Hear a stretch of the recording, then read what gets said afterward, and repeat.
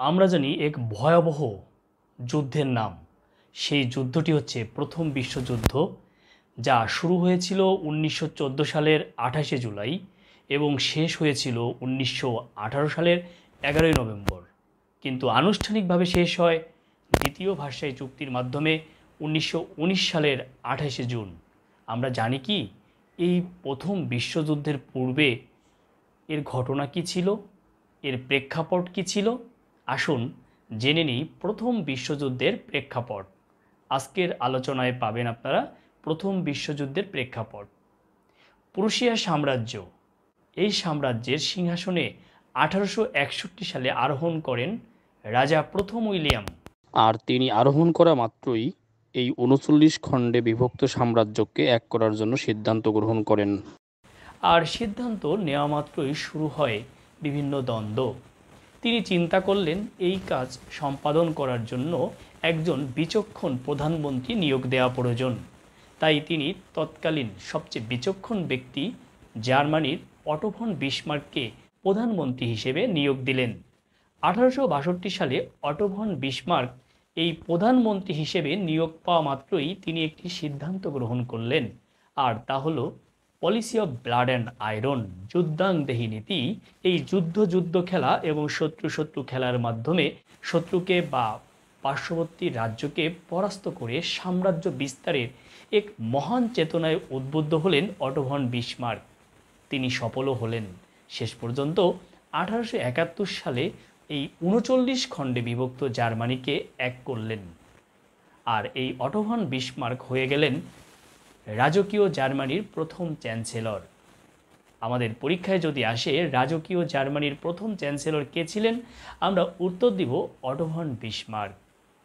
1872 সালে auto von Bismarck ঘোষণা করলেন এখন থেকে জার্মানি পরিতৃপ্ত, অর্থাৎ এই জার্মানির সাম্রাজ্য বিস্তার আর করব না। অর্থাৎ এই 1862 সালে তিনি নিয়োগ পাওয়া মাত্র যে সিদ্ধান্তটি গ্রহণ করেছিলেন তিনি সেই সিদ্ধান্তটি পরিহার করলেন। অটো ফন বিসমার্ক তার বিচক্ষণতা দিয়ে নতুন রাজনৈতিক ছক কষলেন। 1879 সালে তিনি গঠন করলেন একটি মৈত্রী জোট। এই মৈত্রী জোটকেই বলা হয় পৃথিবীর প্রথম মৈত্রী জোট। এই জোটে জার্মানি, অস্ট্রো-হাঙ্গেরি সাম্রাজ্য, ইতালি এবং রাশিয়া, এদেরকে নিয়ে এই জোটটি গঠন করা হলো। অটো ফন বিসমার্ক হয়ে উঠলেন অত্যন্ত শক্তিশালী। ভালোই যাচ্ছিল দিনকাল। এই ছন্দের পতন ঘটবে 1888 সালে। 1888 সালে মারা গেলেন রাজা প্রথম উইলিয়াম। ক্ষমতায় আরোহণ করলেন রাজা দ্বিতীয় উইলিয়াম। রাজা দ্বিতীয় উইলিয়াম আরোহণ করা মাত্রই অটো ফন বিসমার্ককে বললেন, বিসমার্ক, সাম্রাজ্য বিস্তারে মনোনিবেশ করো। জার্মানির আরও যথেষ্ট সাম্রাজ্য বিস্তারের সম্ভাবনা রয়েছে। যাও, আক্রমণ করো, সাম্রাজ্য বিস্তার করো।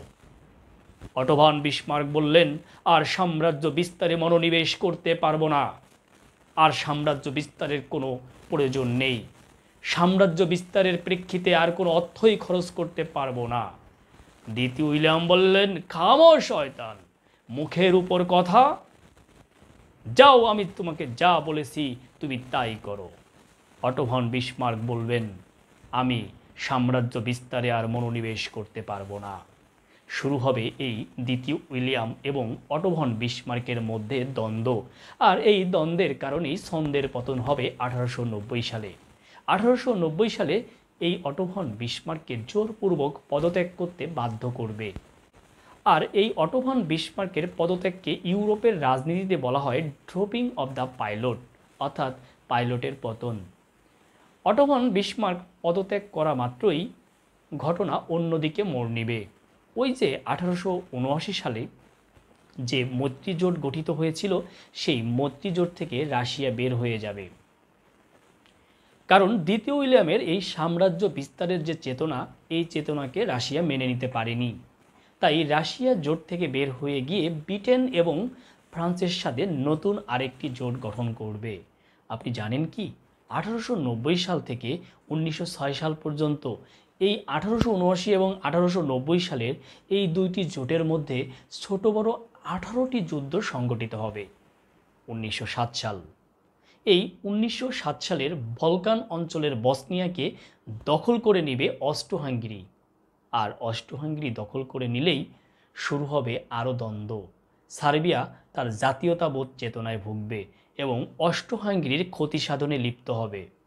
সার্বিয়া একটি গুপ্ত বাহিনী গঠন করবে যার নাম ব্ল্যাক হ্যান্ড, এর অর্থ মৃত্যু সংঘ।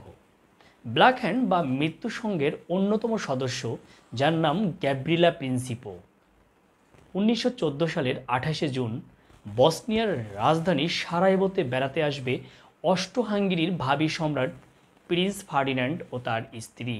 বেড়াতে আসলে এই গ্যাব্রিলা প্রিন্সিপোর গুলিতে দুজনই মারা যাবে। আমরা যদিও এখানে জানি আততায়ীর গুলিতে মারা যায়, সেই আততায়ী বা যাকে আমরা চিনি না সেই ব্যক্তির নামই হচ্ছে গ্যাব্রিলা প্রিন্সিপো। 28শে জুন 1914 এই ফার্ডিন্যান্ড ও তার স্ত্রী মারা গেলে শুরু হবে নতুন দ্বন্দ্ব। অস্ট্রো হাঙ্গেরি সার্বিয়ার কাছে ক্ষতিপূরণ দাবি করবে, বিচার দাবি করবে, সার্বিয়াকে বলবে খুনিকে আমাদের হাতে তুলে দাও। সার্বিয়া কর্ণপাত করবে না, সার্বিয়াকে অস্ট্রো হাঙ্গেরি আলটিমেটাম দিবে, বলবে 24 ঘন্টার মধ্যে খুনিকে তুলে দাও। 48 ঘন্টা, 7 দিন, 15 দিন, কোনো কাজ হচ্ছে না। শেষ পর্যন্ত বলবে আগামী 1 মাসের মধ্যে খুনিকে আমাদের হাতে তুলে দিতে হবে, অর্থাৎ 28শে জুলাই 1914। এই 28শে জুলাই 1914 পর্যন্ত খুনিকে হাতে তুলে দেওয়া কিংবা সার্বিয়াকে অস্ট্রো হাঙ্গেরি কর্তৃক বেঁধে দেওয়া যে শর্ত, এগুলি মেনে না নেওয়ায় 1914 সালের 28শে জুলাই এই অস্ট্রো হাঙ্গেরি সার্বিয়াকে আক্রমণ করবে। অস্ট্রো হাঙ্গেরি সার্বিয়াকে আক্রমণ করার মধ্য দিয়েই শুরু হবে এই ভয়াবহ প্রথম বিশ্বযুদ্ধ। প্রথম বিশ্বযুদ্ধে কী ছিল অক্ষশক্তি আর কী ছিল মিত্রশক্তি? যুদ্ধের ঘটনাই বা কী, কিংবা বেলফোর ঘোষণা কী ছিল? যুক্তরাষ্ট্রের অংশগ্রহণ কী করেই বা এই যুদ্ধে হলো? কী ভয়াবহতা ছিল এই যুদ্ধে? বিস্তারিত আলোচনা নিয়ে আসছি পরের ভিডিওতে।